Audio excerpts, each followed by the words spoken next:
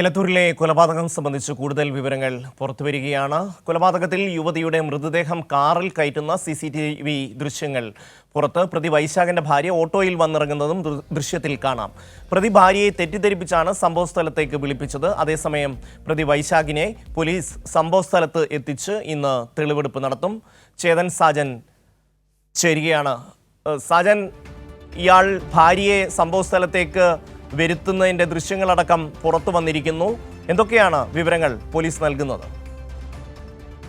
കാരിയുടെ കൊലപാതകവുമായി ബന്ധപ്പെട്ടുള്ള തെളിവെടുപ്പാണ് ഇപ്പോൾ ദൃശ്യങ്ങളിൽ കാണുന്നത്. തെളിവെടുപ്പ് ആരംഭിച്ചിട്ടുണ്ട്. നമ്മളിപ്പോൾ നിൽക്കുന്നത് കോഴിക്കോട് മൂഴിക്കരയിലുള്ള ഈ കൊലപാതകം നടന്ന സ്ഥലത്താണ്, സംഭവ സ്ഥലത്താണ് ഇപ്പോൾ നിൽക്കുന്നത്. പോലീസുമായി തെളിവെടുപ്പ് പുരോഗമിക്കുന്ന കാഴ്ചയാണ് ഇപ്പോൾ ഇവിടെ കാണാൻ വേണ്ടി സാധിക്കുന്നത്. എങ്ങനെയാണ് ഈ കൃത്യം നടത്തിയെന്ന കാര്യങ്ങളും മറ്റുമാണ് പ്രതി പോലീസിനോട് വിശദീകരിക്കുന്നത്. ഇതൊരു ആത്മഹത്യയായി വരുത്തി തീർക്കാനായിരുന്നു പ്രാഥമികത്തിൽ പ്രതി ശ്രമിച്ചത്. എന്നാൽ പോലീസിന്റെ വിദഗ്ധമായ അന്വേഷണ മികവിലാണ് ഇത് ആത്മഹത്യയല്ല, ഇത് കൊലപാതകമാണെന്ന് തെളിയുന്നത്. 10 വർഷത്തോളം ഈ യുവതിയുമായി ഇയാൾക്ക് അടുപ്പമുണ്ടെന്നാണ് പോലീസ് പറഞ്ഞത്.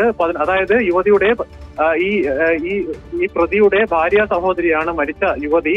10 വർഷത്തോളമായി ഇയാളെ പ്രണയക്കുരുക്കിൽ കുടുക്കി